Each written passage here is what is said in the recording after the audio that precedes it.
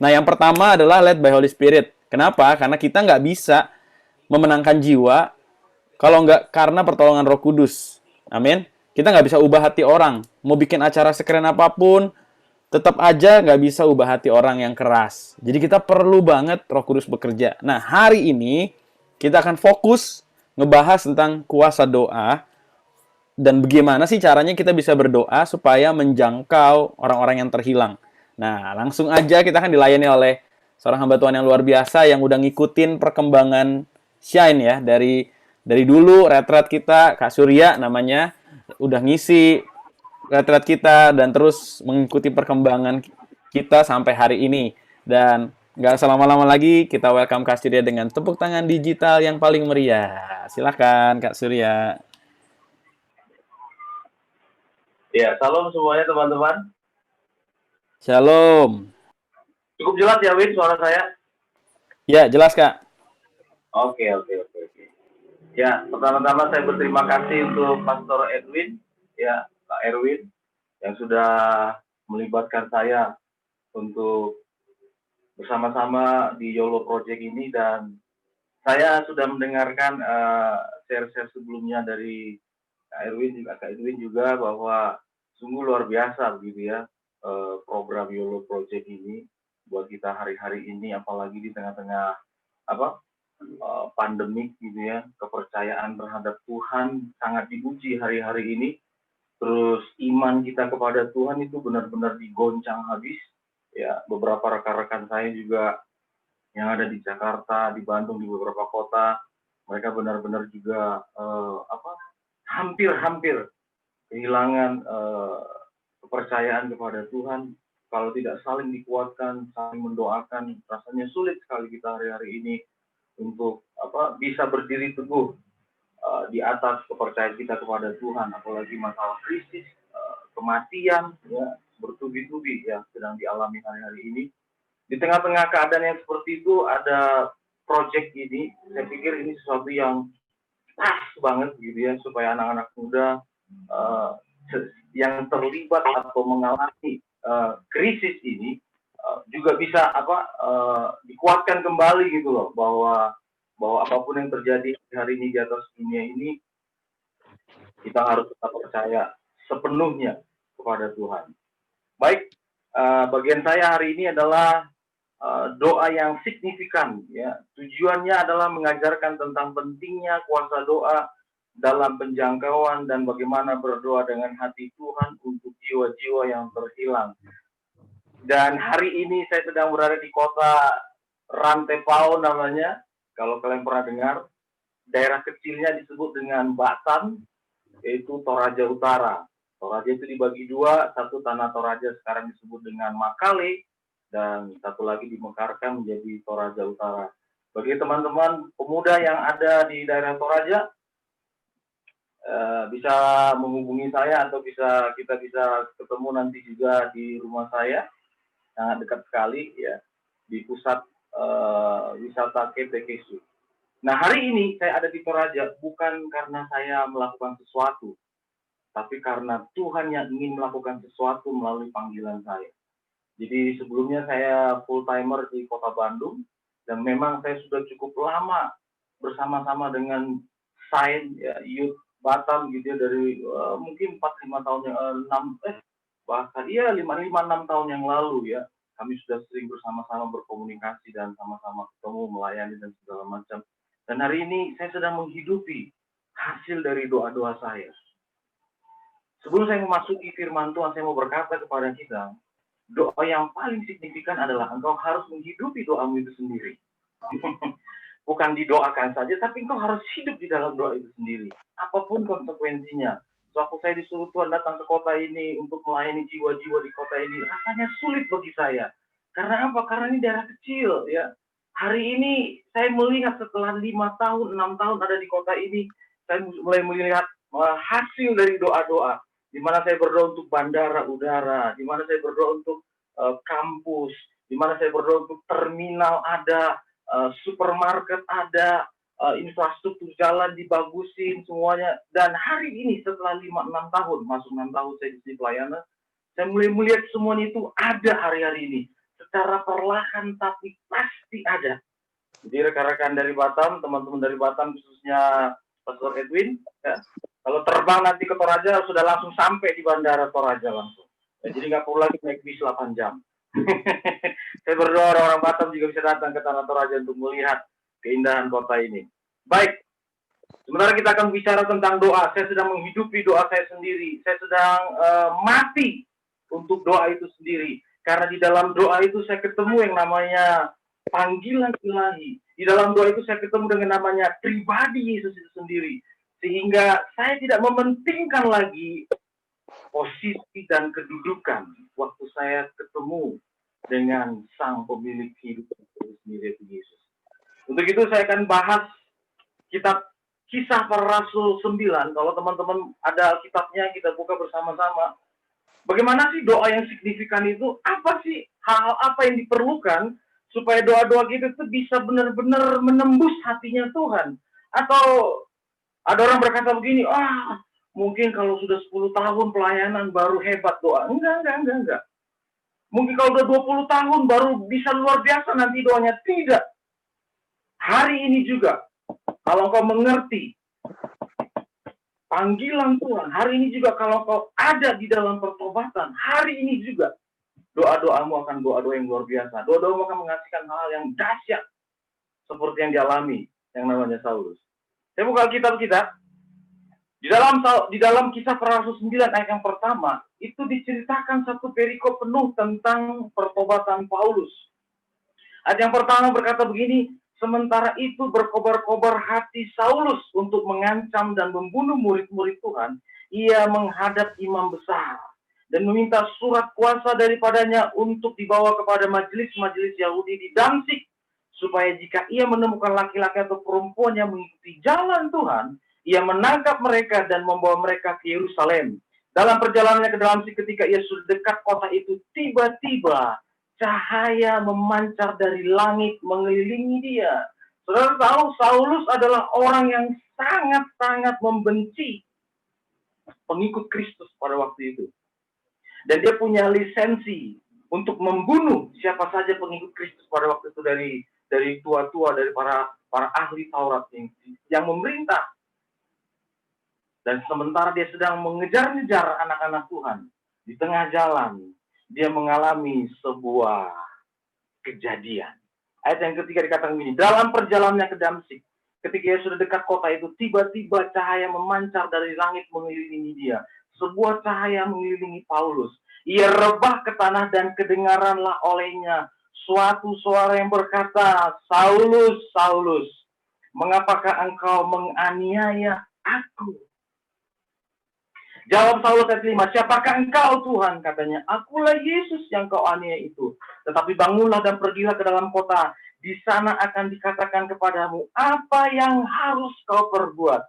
Maka termangu-mangulah teman-temannya seperjalanan karena mereka memang mendengar suara itu, tetapi tidak melihat seorang pun juga. Saulus bangun dan berdiri lalu membuka matanya, tetapi ia tidak dapat melihat apa-apa. Mereka harus menuntun dia masuk ke Damsyik. 3 hari lamanya ia tidak dapat melihat, dan 3 hari lamanya ia tidak makan dan minum. Apa yang terjadi? Kita selesai sampai di sini dulu. Sampai 9 dulu. Yang saya amati adalah di dalam Kisah Para Rasul ini, bagaimana Saulus bertobat, bagaimana Saulus mengalami, belum bertobat kita bilang ya, bagaimana Saulus mengalami sebuah keadaan yang transisi. Tadinya seorang pembenci, tapi mengalami lawatan Tuhan. Pertanyaan saya hari ini adalah kepada teman-teman yang sekarang ikut Project YOLO ini, apakah engkau sudah mengalami Tuhan? Ini pertanyaan penting. Kalau engkau belum mengalami Tuhan, engkau ikut program apapun, sama seperti Saulus yang lama, kita akan sulit menerima jalan Tuhan. Kita akan sulit menerima kebenaran. Kita akan sulit menerima karunia Roh Kudus atau bahasa roh, atau apapun itu karunia Roh Kudus. Karena apa? Sama seperti Saulus. Dia sulit untuk melihat jalan Tuhan. Sampai satu ketika, Saulus ketemu, mengalami perjumpaan dengan Tuhan.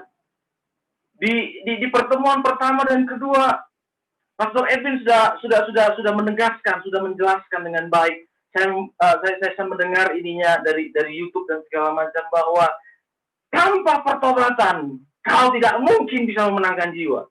Titik. Tanpa pertobatan tidak mungkin kau punya doa yang signifikan. Titik. Itu saja. Ini menjadi bagian penting dalam hidup saya. Bahwa tanpa pertobatan yang terus progresif, yang setiap hari kita ubah, setiap hari bertambah radikal, kau tidak akan memiliki hubungan yang dekat dengan Tuhan, semakin dekat sama Tuhan, dan doamu tidak akan pernah sama. Doamu akan terus seperti yang dulu-dulu. Doamu tidak ada perubahan tanpa pertobatan. Jadi hal yang pertama, waktu kita ingin mendapatkan momentum doa yang benar-benar bisa signifikan ke depan nanti adalah kita harus punya landasan yang pertama, mengalami perjumpaan dengan Tuhan. Perjumpaan dengan Tuhan ini menghasilkan pertobatan. Dasar dari memenangkan jiwa, dasar untuk mengerti kehendak Tuhan adalah bertobat. Pertanyaan saya hari ini adalah, apakah pertobatanmu pertobatan radikal, atau pertobatanmu pertobatan kompromi, atau pertobatanmu pertobatan suam-suam? Apa yang dialami oleh Saulus? Saya lanjutkan. Ayat 9 tadi dikatakan, 3 hari lamanya Saulus tidak dapat melihat, dan 3 hari lamanya Saulus tidak makan dan minum. Wow.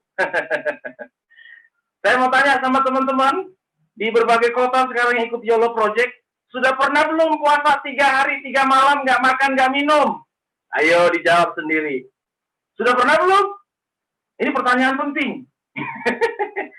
Tapi waktu Paulus mengalami perjumpaan dengan Tuhan, waktu Paulus mengalami sesuatu yang luar biasa di dalam hidupnya, Yesus memperkenalkan dirinya kepada Saulus. Saulus hari itu juga merendahkan dirinya di bawah kaki Kristus dengan tidak makan dan tidak minum 3 hari 3 malam. Tidak makan dan tidak minum. Ingat baik-baik. Tidak makan, tidak minum. Coba teman-teman muda, coba berpikir dulu, bisa nggak makan, nggak minum 3 hari? Duduk di bawah kaki Tuhan, lemas, kedinginan, kelaparan, melayang-layang. Bagaimana dengan pertobatanmu? Para sahabat, para teman-teman muda. Apakah engkau radikal seperti Paulus? Apakah engkau sudah bertobat sih, tapi belum biasa-biasa aja, pertobatan masih yang biasa-biasa saja. Sudah setiap hari ke gereja, setiap minggu ke gereja, kan? Sudah ikut yuk, kan? Sudah. Ikut. Tapi pertobatan yang bagaimana yang kau alami hari ini? Kualitas dari pelayanan Saulus adalah pertobatan yang radikal. Ketika Paulus sedang berpuasa 3 hari 3 malam, ayat selanjutnya berkata, ayat 10. Kisah para Rasul 9:10 kata ini. Di Damsik ada seorang murid Tuhan bernama Ananias. Firman Tuhan kepadanya dalam suatu penglihatan. Ananias, jawabnya, ini aku Tuhan. Firman Tuhan, mari pergilah ke jalan yang bernama jalan lurus. Paulus waktu dia bertobat. Rekan-rekan muda, waktu engkau sudah bertobat, kau sedang berada di jalan yang lurus. Waktu setiap orang bertobat dan mengaku Yesus sebagai Tuhan dan Juru Selamat, kita sedang berada di jalan yang lurus. Semua kita. Tuhan tidak membanding-bandingkannya, Tuhan tidak membeda-bedakannya. Semua kita, waktu engkau masuk dalam pertobatan, saat itu juga kau sudah berada di jalan yang lurus. Sekarang bagaimana kita mengikuti jalan yang lurus itu? Secara baik, tepat, dan benar. Sampai kita kembali ketemu dengan Sang Pencipta kita, Raja kita, pengantin pria kita, yaitu Yesus Kristus. Paulus melakukannya sampai seumur hidupnya. Sampai matinya Paulus, dia menjaga jalan lurus itu dalam hidupnya. Mari, katanya ayat 11, Pergilah ke jalan yang bernama jalan lurus dan carilah di rumah Yudas seorang dari Tarsus yang bernama Saulus. Ia sekarang duduk, makan, nonton, main WA, bikin status, bikin upload, tidak. Bikin konten, no. Iya, Saulus sekarang berdoa. Wow. Doanya Paulus begitu signifikan menggerakkan hatinya Tuhan dan memerintahkan seorang murid yang bernama Ananias untuk menolong Saulus. Camkan baik-baik teman-teman muda. Paulus baru bertobat. Saulus baru mengalami perjumpaan dengan Tuhan. Tapi Saulus di dalam doanya berhasil menggerakkan hatinya Tuhan untuk memerintahkan Ananias yang punya kuasa karunia dan menumpangkan tangan kepadanya. Karena pada waktu itu, di ayat yang atas kita baca tadi, Saulus mengalami kebutaan. 3 hari dia mengalami kebutaan. Saya rasa kalau Saulus tidak bertobat, saya rasa kalau Saulus tidak berdoa, dia akan terus buta. Nggak bisa lagi melihat, nggak bisa lagi membunuh para pengikut Kristus. Tapi karena Saulus meresponi perjumpaan tadi dengan Tuhan dengan pertobatan yang radikal. Sampai-sampai dia merendahkan hatinya. 3 hari 3 malam dia nggak makan dan nggak minum. Dia terus berdoa. Kira-kira doanya Paulus apa ya?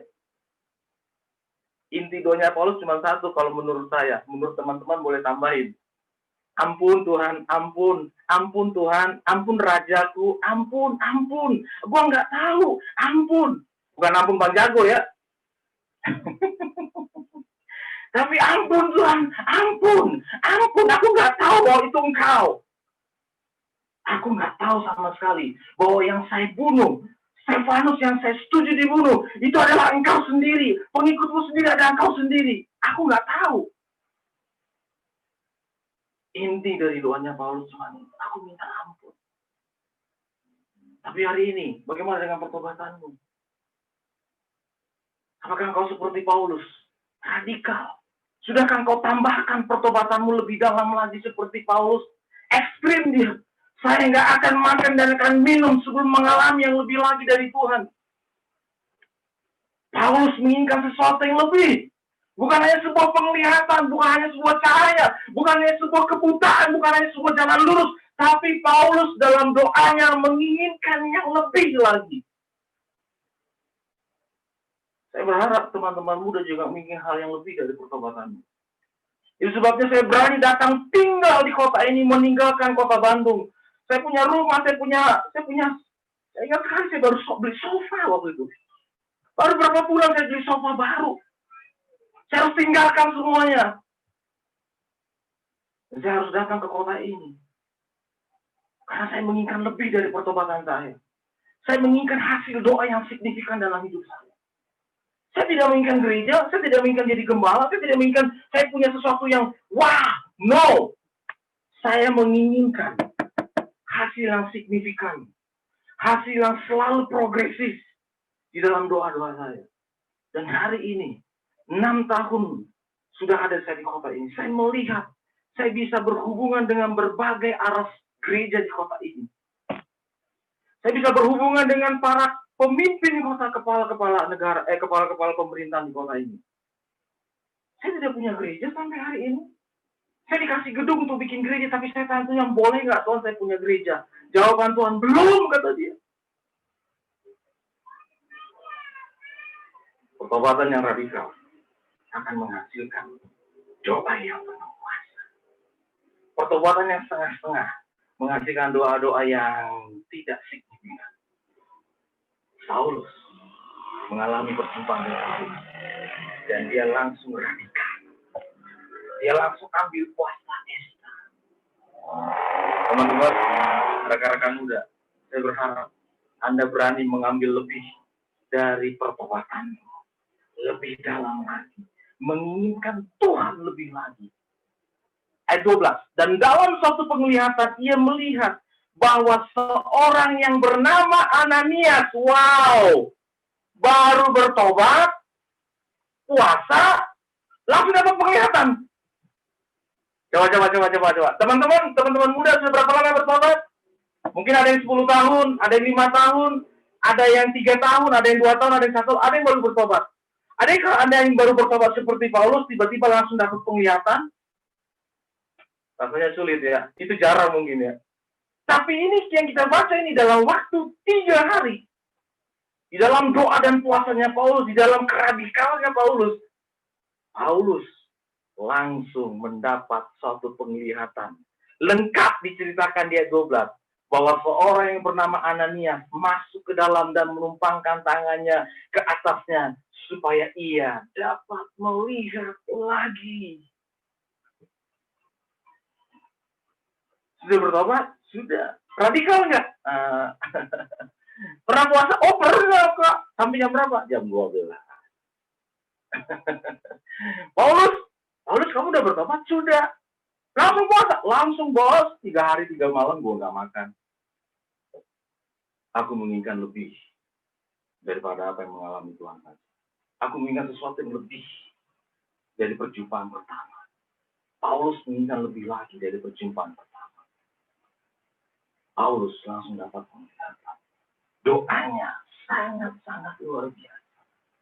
Teman-teman muda, saya mau berkata kepada Anda nggak perlu cari kegerakan KKR kebangunan rohani. Anda nggak perlu cari orang-orang yang berkarunia luar biasa. Anda dapat melakukannya.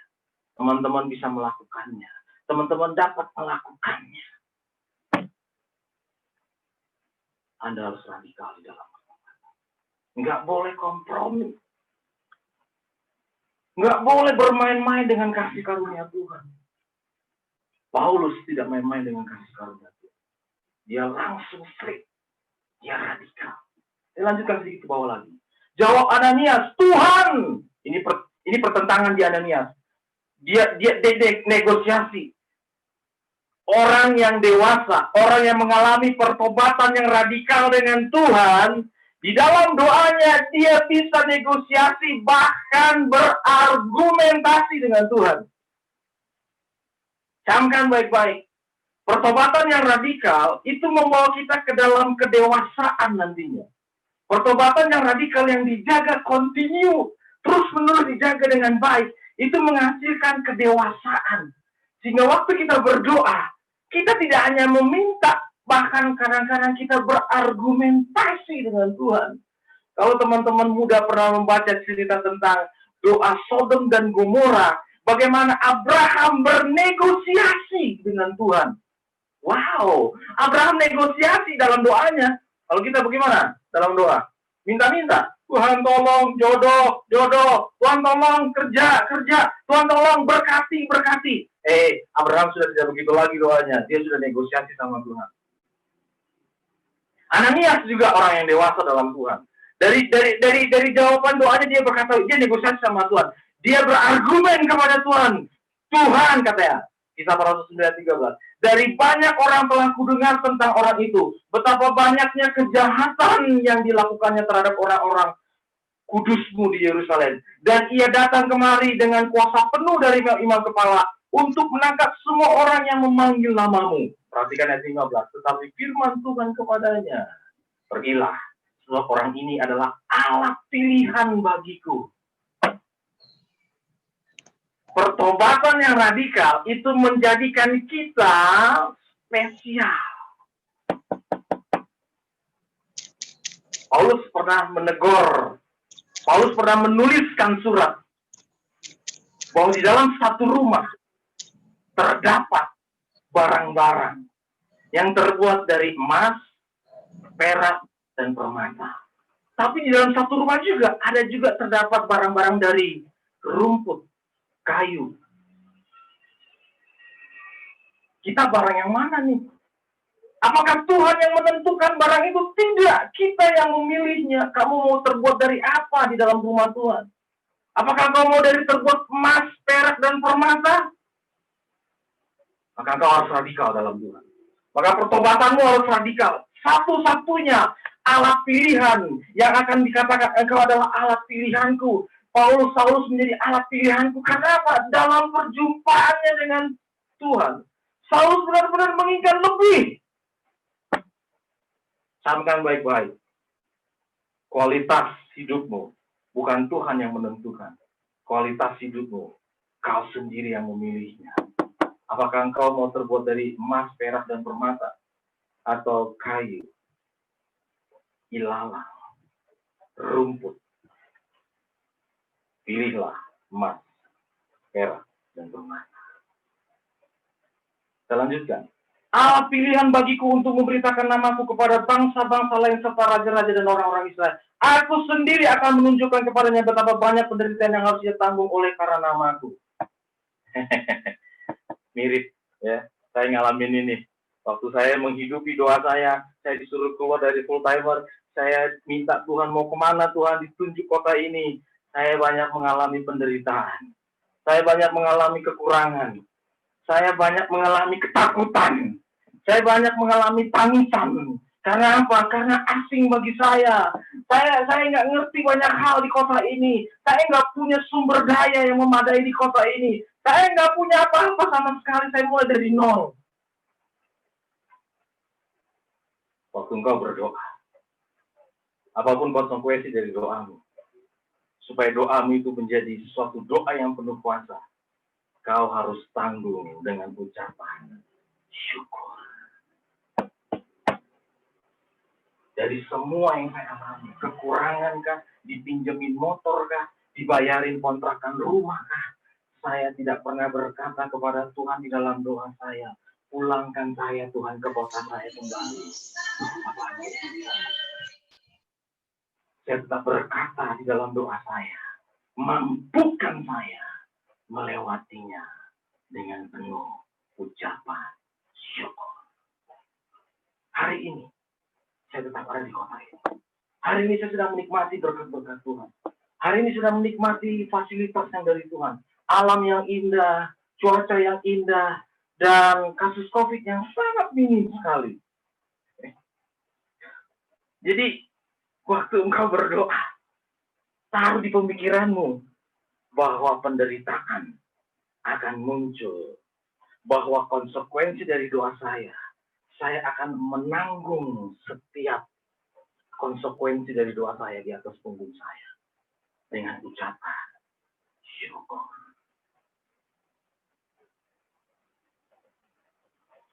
Taibin berkata, pertobatan, setelah itu kasih. Kasih, itu kita cakap menanggung penderitaan. Kasih, itu kita cakap menanggung setiap beban yang harusnya kita tidak tanggung, tapi kita tanggung karena kita mengerti kehendak dan tujuan Tuhan. Kalau engkau ingin memenangkan jiwa di dalam doamu, maka engkau harus menanggung banyak penderitaan. Engkau harus cakap menanggungnya. Engkau harus taruh dalam mindsetmu bahwa dari doaku Tuhan, aku akan mengalami A, B, C, D. Tapi hari ini, hai Surya Cihaan, aku berkata kepada dirimu, kau harus bisa melewatinya dengan ucapan syukur. Berkata-katalah kepada dirimu, berkata-katalah kepada jiwamu di dalam doamu, bahwa ketika engkau berdoa untuk memenangkan jiwa, ketika engkau mau melakukan the Great Commission, katakan kepada jiwamu, kau harus cakap menanggung penderitaan di dalam ucapan syukur, supaya doa-doamu menggoncangkan surga, menggoncangkan bumi. Nggak ada yang nggak bisa kita tembus di dalam doa yang seperti ini. Saya bisa masuk ke arah manapun hari ini di kota ini. Saya bisa ke pemerintahan, saya bisa ke pengusaha, saya bisa ke pemilik hotel, saya bisa ke pemilik gereja, GPDI kah, gereja Toraja kah, GBI kah, saya bisa masuk ke semua arah itu. Karena apa? Karena saya berkata kepada diri saya, bahwa hasil doamu, Surya, kau harus juga cakap menanggung penderitaan. Kalau berkat, nggak usah ditanya, nggak usah berdoa juga kita akan tertawa kalau kita dapat berkat. Tapi kalau penderitaan, kita perlu berdoa.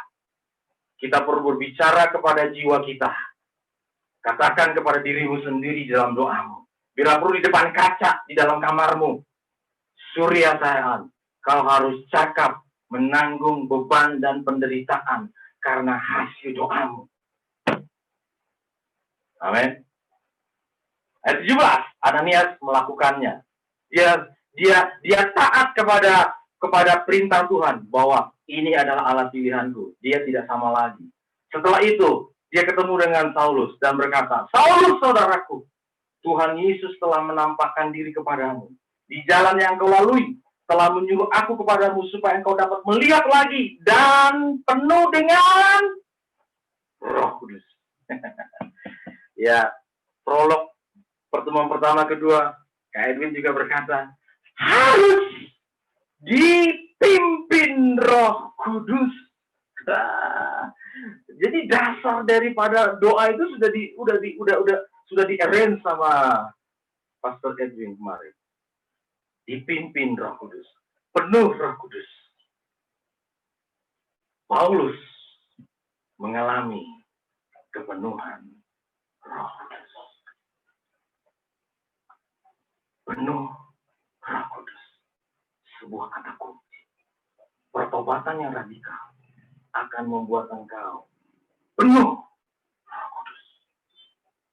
Waktu engkau penuh Roh Kudus, penderitaan yang bagaimanapun sanggup engkau lewati. Sama seperti Yesus, sanggup melewati Getsemani, sanggup melewati jalan salib, sanggup melewati salib itu sendiri. Dan pada hari ketiga dia bangkit. Karena apa? Roh Kudus. Jadi untuk engkau mengalami kepenuhan Roh Kudus, dasarnya adalah pertobatan yang radikal. Ayat 18 dari Kisah Para Rasul 9. Dan seketika itu juga seolah-olah selaput gugur dari matanya, sehingga ia dapat melihat lagi. Ia bangun lalu dibaptis. Rekan-rekan muda, cara pandangnya Paulus sudah berbeda. Cara Paulus melihat dunia, cara Paulus melihat pengikut Kristus sudah tidak sama lagi dengan Saulus yang sebelumnya. Waktu engkau mengalami pertobatan, waktu engkau mengalami kepenuhan Roh Kudus, cara pandangmu terhadap dunia sudah berbeda. Cara pandangmu terhadap jiwa-jiwa yang terhilang pasti berbeda. Tidak sama lagi, kita tidak akan cuek lagi. Kita tidak akan, udah, biarin aja. Udah terserah dia deh, dia mau kemana aja. Tidak. Kita memiliki sebuah hati yang berbeda dari yang sebelumnya. Tahun lalu, saya banyak pelayanan ke Jakarta, sebelum COVID-19. Waktu saya banyak pelayanan ke Jakarta, tiba-tiba beberapa pengusaha itu menawarkan gereja kepada saya. Gedung gereja kepada saya. Supaya saya membuka pengembalaan di Kelapa Gading, Jakarta. Terus saya berkata kepada mereka, saya tolak dengan cara yang elegan. Sebenarnya saya tidak nolak, tapi saya kasih cara yang elegan. Saya berkata kepada mereka, apakah kalian sudah berdoa tentang hal ini? Jawaban mereka, belum Pak. Kalau begitu, saya berdoa, kalian berdoa. Kalau Tuhan mau saya buka pengembalaan di kota di Kelapa Gading, pasti Tuhan bicara. Tapi kalau Tuhan tidak mau, pasti dia tidak akan bicara. Singkat cerita, mereka mulai berdoa. Saya juga berdoa. Jawaban Tuhan, no. Kau masih di Toraja. Bulan depan saya datang lagi ke Jakarta. Saya tinggal lagi di Kelapa Gading. Terus teman saya tanya lagi, gimana Pak hasil doanya? Loh, kok tanya saya? Sekarang saya mau tanya kalian, gimana hasil doa kalian? Belum ada jawaban. Sama, saya bilang, saya juga belum ada jawaban. Pak, nanti kita kasih apartemen. Kita kasih nanti mobil. Anak-anak nanti kita akan biayain untuk sekolahnya. Saya tetap jawab dengan mereka. Kita harus berdoa. Tanya Tuhan. Tahun lalu, 2019.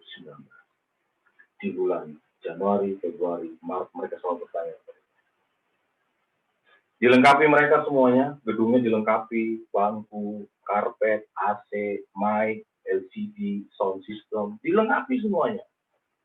Keyboard dilengkapi, drum dilengkapi. Tetap saya bilang, kita harus berdoa. Saudara mengerti menurut saya?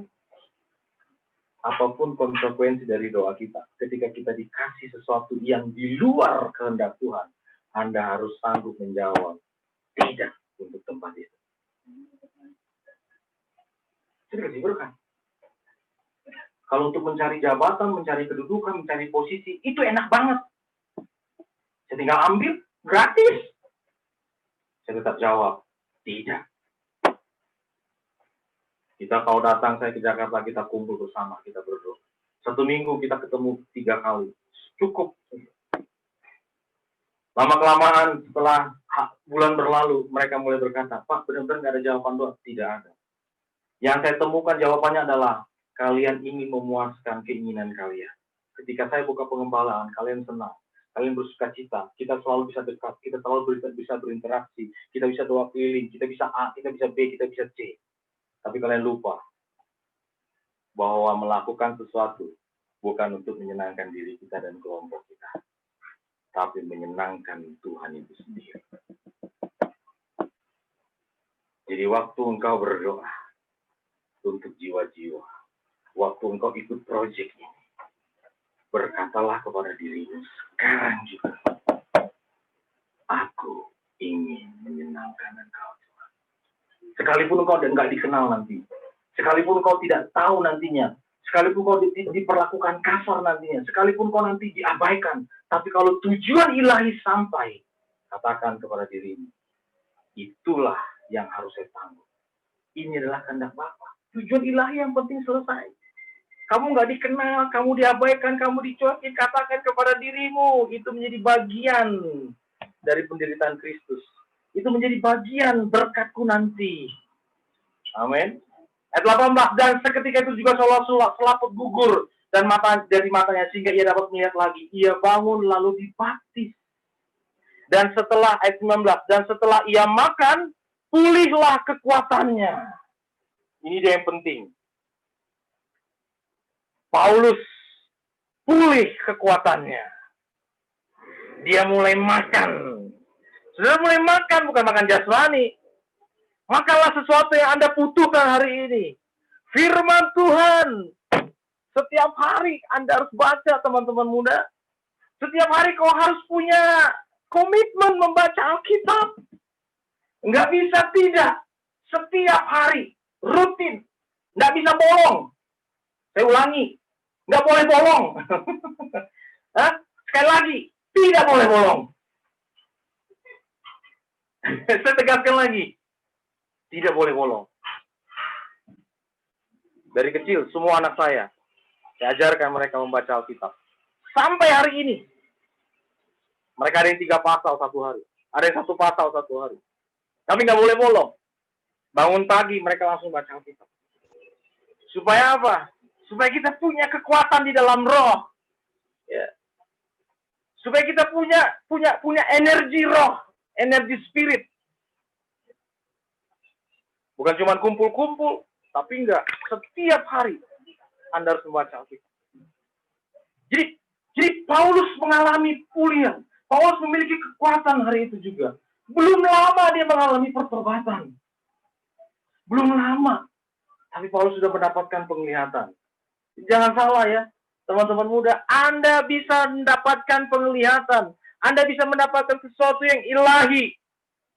Waktu engkau merespon pertobatanmu dengan cara yang tidak lazim, dengan cara yang tidak biasa. Tuhan akan menjadikan kita alat pilihannya.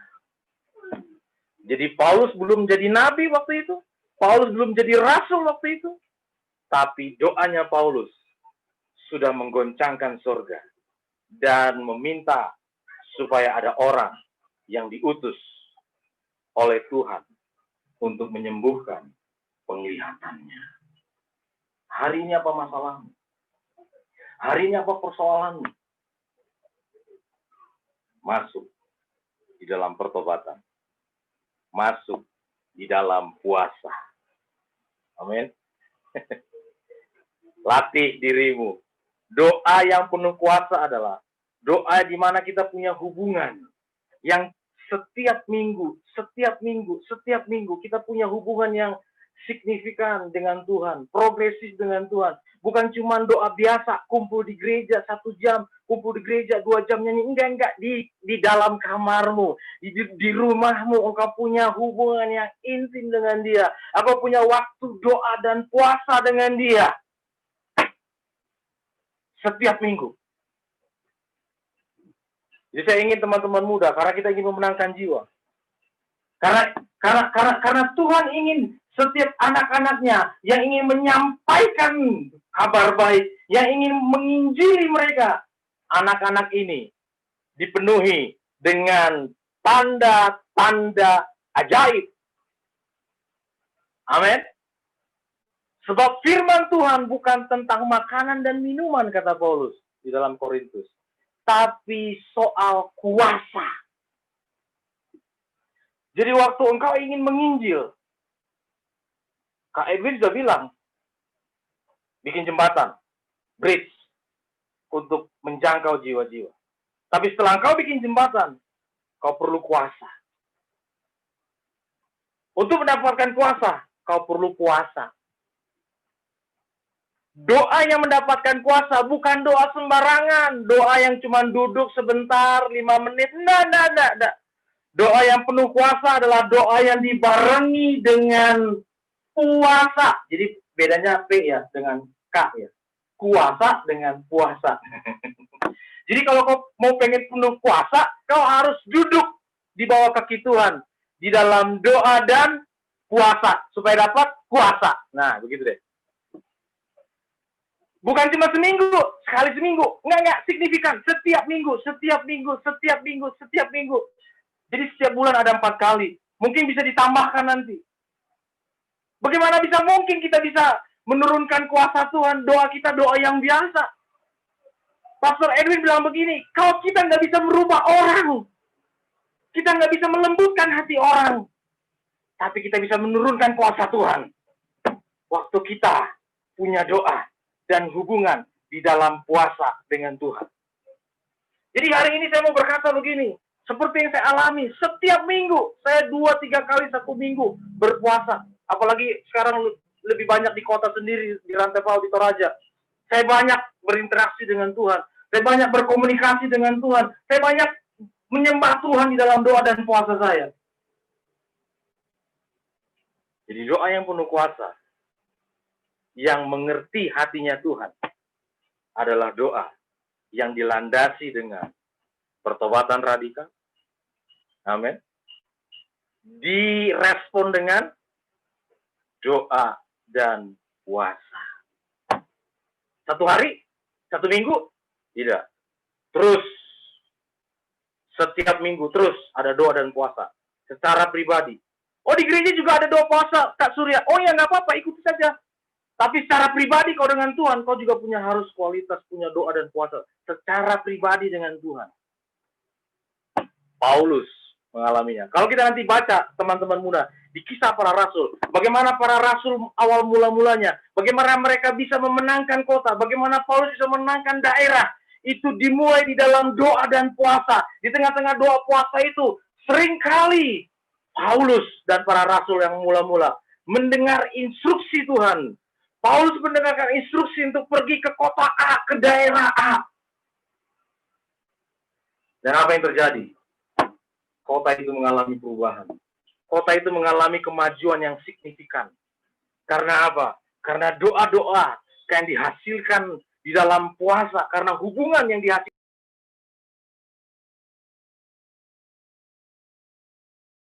Pelayanan Paulus. Jadi rekan-rekan muda, saya mau berkata kepada Anda, saat inilah saat yang pas. Doa-doa kita berubah. Bukan doa-doa seperti biasa lagi. Bukan doa-doa liturgis. Bukan hanya ikut di dalam kelompok gereja saja. Tidak. Kau juga harus punya hubungan pribadi yang ekstrim dengan Tuhan hari ini. Yang radikal dengan Tuhan. Sama seperti yang Paulus lakukan. Sebab waktu engkau ingin memenangkan jiwa. Saya mau berkata kepada kita. Waktu saya ada di Tanah Toraja. Saudara, saya mengalami yang namanya roh-roh kematian. Bagaimana saya berbicara tentang firman Tuhan tanpa kuasa?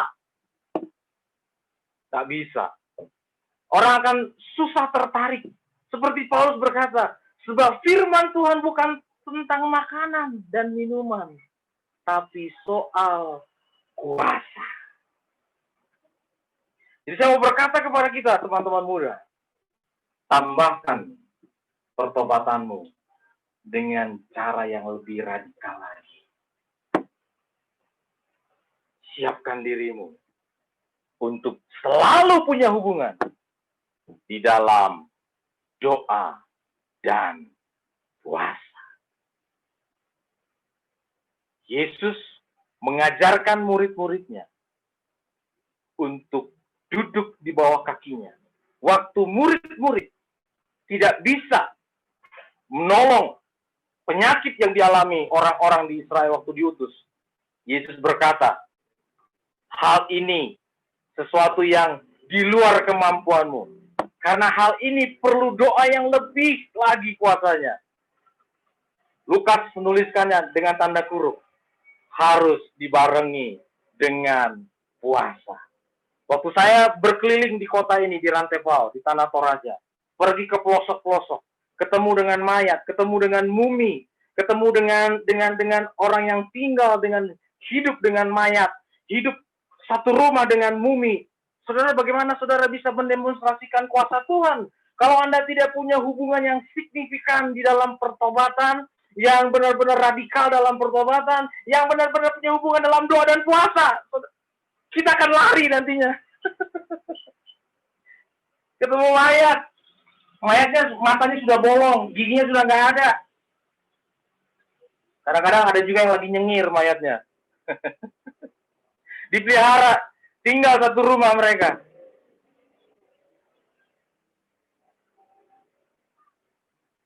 Menginjil, kita perlu kuasa. Persiapkan dirimu dengan baik sebelum kita nanti outreach katanya. Jadi ini adalah masa persiapan. Ada beberapa minggu lagi, mulai latih dirimu. Jadi doa yang signifikan, yang bisa mengetahui hatinya Tuhan, itu ketika engkau sudah bertobat secara radikal dan duduk di dalam doa dan puasa. Seringkali waktu saya duduk doa puasa, saya mendengar hati Tuhan bicara. Saya mendengar instruksi dari komandan. Saya mendengar arahan, maunya dia untuk aku kerjakan. Dan setelah saya mendengar itu, saya baru membuka mulut dan berdoa. Terjadi seperti yang kau inginkan, Tuhan. Aku akan melakukannya, Tuhan. Aku akan mentaatinya. Aku akan menghidupinya. Jadi saya percaya, kita dapat pelajaran dari Paulus. Paulus meresponi panggilan Tuhan. Paulus meresponi penglihatan yang dia alami dengan pertobatan yang radikal. Rekan-rekan muda, saya minta, dimanapun kau berada, di kota manapun kau berada, waktu engkau meresponi panggilan Tuhan dengan cara yang radikal di dalam pertobatan, dan waktu kau punya hubungan dalam doa dan puasa, setiap minggu rutin, setiap minggu ada selalu doa puasamu secara pribadi dengan Tuhan, saya pastikan kau akan mengalami penglihatan. Engkau akan mengalami hal-hal yang ilahi. Engkau akan mengalami kenaikan iman yang belum pernah kau alami sebelumnya. Engkau akan mendengarkan arahan Tuhan. Engkau akan punya hati seperti hatinya Tuhan.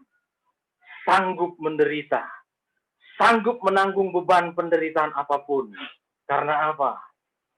Karena kita tahu bahwa Yesus juga mengalami hal yang sama, bahkan lebih berat dari apa yang kita alami. Jadi konsekuensi dari doa yang radikal, konsekuensi dari doa adalah engkau harus cakap menanggung setiap beban dan penderitaannya. Bukan hanya kau menanggung sukacita, apalagi berkat-berkat. Bukan. Itu memang pasti akan kita alami. Tapi seorang pendoa, seorang murid Kristus adalah ketika dia berdoa, dia cakap menanggung beban penderitaan. Dia tidak takut. Dia tidak gentar dengan kekurangan. Dia tidak gentar dengan kehilangan. Dia tidak gentar dengan dianiaya. Enggak gentar dia. Karena apa? Karena kita sudah dapat penghiburan dan kekuatan di dalam ruang doa kita. Sama seperti Yesus, waktu dia mau disalibkan, dia sudah dapat kekuatan dari Bapa di surga waktu dia ada di Taman Getsemani. Di dalam doanya. Jadi Yesus cakap melakukannya. Yesus sanggup melewati semua penderitaannya. Semuanya didapatkan di dalam doanya. Kesimpulannya adalah, yang pertama, sudahkah engkau mengalami pertobatan yang radikal? Yang kedua, apakah engkau menghidupi doamu? Yang ketiga, tahukah engkau bahwa ketika engkau berdoa, maka penderitaan, kesulitan, tantangan sudah ada di depan matamu? Apa yang harus kau lakukan? Katakan kepada dirimu, Surya, waktu engkau berdoa buat jiwa-jiwa, waktu engkau berdoa buat kota, tahukah engkau di dalamnya ada penderitaan? Dan saya akan menjawab, yes, saya tahu ada penderitaan, saya tahu ada kesulitan, saya tahu ada tantangan, saya tahu ada penderitaan, saya tahu ada kesulitan, saya tahu ada kekurangan mungkin, saya tahu ada air mata mungkin, sakit mungkin Tuhan. Tapi saya mau menerimanya dengan ucapan syukur. Amin. Sebuah keputusan. Jadi waktu kau berdoa untuk memenangkan jiwa, putuskan dirimu, putuskan di dalam jiwamu bahwa engkau akan cakap menanggung semua penderitaan, halangan, dan rintangan. Karena di dalam penderitaan itulah, karena di dalam halangan itulah, imanmu, kuasa Tuhan akan bekerja luar biasa. Rekan muda, saya mau berkata, YOLO Project adalah sebuah program. Bukan hanya kita terlibat dan ada di dalamnya, tapi kita menyelesaikan destiny ilahi di dalam hidup kita. Saya berdoa supaya setiap teman-teman yang ada di dalam YOLO Project mengalami perubahan di dalam cara berdoa, mengalami perubahan di dalam pertobatan-pertobatan. Terus pertobatannya signifikan, pertobatan yang tidak biasa, pertobatan yang radikal, itu yang dibutuhkan hari ini. Pertobatan yang tidak kompromi, itu yang dibutuhkan hari ini. Supaya doamu berkuasa.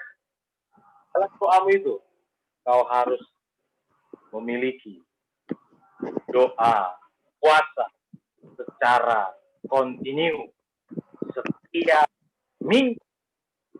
Amin. Singkat cerita, sebelum doamu itu terjadi, sebelum apa yang kau diinginkan Tuhan terjadi, teruslah berdoa. Teruslah berteriak kepada Tuhan. Teruslah lakukan puasa. Teruslah di dalam pertobatan. Sampai kita ketemu kembali dengan Sang Khalik Langit kita, Yesus Kristus. Tuhan Yesus memberkati kita semuanya. Saya kembalikan ke Pastor Edwin. Amin. Thank you Kak Surya sekali lagi. Amin. Tepuk tangan yuk buat Tuhan. Boleh minta Kak Surya untuk tutup dalam doa ya Kak? Ya. Doakan kita juga. Teman-teman muda yang di depan, di rumah, di kamar, di lokasi manapun, di kota manapun kau, saya bisa merasakan sekarang waktu Pastor Erwin berkata, doakan kita-kita, saya bisa merasakan ada hadirat Tuhan. Mari angkat tanganmu, mari angkat tanganmu, mari angkat tanganmu, mari angkat tanganmu. Saya bisa melihat ada beberapa dari antara kalian mulai dijamah hatinya oleh Roh Kudus. Tuhan, generasi ini, Tuhan adalah generasi yang kau pilih. Sama seperti Paulus, engkau pilih menjadi alat pilihanmu. Karena kuncinya ada di pertobatan yang radikal. Hari ini Tuhan lihat tangan-tangan yang terangkat Tuhan Yesus. Mereka sudah mendengarkan firman-Mu Tuhan. Dan mereka mulai Engkau jamah. Ada di antara mereka yang mulai menangis Tuhan. Ada di antara mereka mulai mengalami hal-hal yang sukacita yang luar biasa Tuhan Yesus. Beberapa anak muda mulai Engkau jamah Tuhan. Aku berdoa buat mereka Tuhan saat ini Tuhan. Radikal. Tidak suam-suam. Tidak kompromi. Penuh kuasa di dalam doa dan puasa.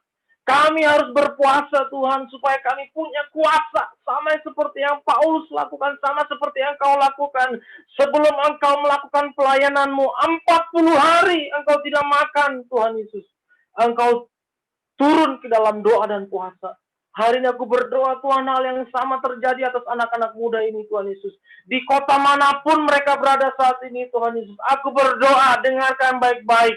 Siapkan dirimu di dalam doa dan pertobatan yang radikal. Siapkan dirimu dalam doa dan puasa. Tuhan akan melimpahkan puasa atas engkau. Tuhan akan memberikan engkau kuasa yang melebihi dari apapun hari-hari ini. Sebab firman Tuhan bukan terdiri dari makanan dan minuman, tapi dari kuasa dari Roh Kudus. Aku berdoa penuh dengan Roh Kudus, sama seperti Tuhan memenuhi Paulus dengan Roh Kudus. Saat ini Tuhan aku berdoa, setiap tangan-tangan yang terangkat, setiap hati yang terbuka, penuh Roh Kudus saat ini juga dalam nama Yesus. Dalam berkati YOLO Project Tuhan Yesus. Berkati youth, sign youth Tuhan di Batam Tuhan. Mereka yang sedang rindu untuk penjangkauan jiwa-jiwa. Berkati Pastor Erwin Tuhan Yesus. Berkati rekan-rekan pelayan, pemain musik. Berkati semua mereka selama persiapan para pembicara selanjutnya. Berkat-Mu tercurah selama proyek ini ada. Bahkan lebih lagi Tuhan, menghasilkan jiwa-jiwa. Menghasilkan jiwa-jiwa dan komitmen dari setiap anak-anak muda. Terima kasih Tuhan Yesus. Di minggu-minggu mendatang Tuhan Kau persiapkan hamba-hambamu yang telah Kau persiapkan menjadi pembicara. Tuhan berkati mereka dari setiap perkataan mereka. Menambahkan, melengkapi apa yang diperlukan oleh kami semuanya di dalam proyek ini Tuhan. Terima kasih untuk setiap taburan tangan Tuhan. Terima kasih untuk setiap orang yang telah berkomitmen. Terima kasih untuk setiap apa yang ditabur oleh para hamba-hambamu di dalam YOLO Project ini Tuhan. Engkau mengembalikannya berlipat-lipat kali ganda. Sukacita kami berlimpah semuanya. Di dalam nama Tuhan Yesus Kristus. Terima berkat Tuhan. Terima kuasa. Terima anugerahnya. Terima pelayanannya. Terima kepercayaan Tuhan. Dalam nama Yesus. Kami berdoa. Amin. Oke, sekali lagi thank you Kak Surya. Kami sangat diberkati dan dibekali juga. Dan kita juga akan komitmen setelah ini kita akan ambil waktu berpuasa ya secara kontinu sampai nanti di Desember kita akan outreach. Kita benar-benar sebagai bentuk penyerahan, pertobatan juga penyerahan penuh kalau ini tentang rencananya Tuhan, agendanya Tuhan. Jadi kita benar-benar harus merendahkan diri dan meminta pekerjaan Roh Kudus melampaui apa yang bisa kita lakukan. Sekali lagi thank you Kak Surya untuk benih firman-Nya, untuk impartasi doanya. Thank you Kak. Oke, teman-teman boleh say thank you sama Kak Surya di kolom komen ya. Aku kembalikan ke host, Hen, silakan. Oke, thank you Kak Surya. Thank you Kak. Luar biasa ya, diingatkan juga nih buat kita semua. Oh, ternyata kuasa doa itu sungguh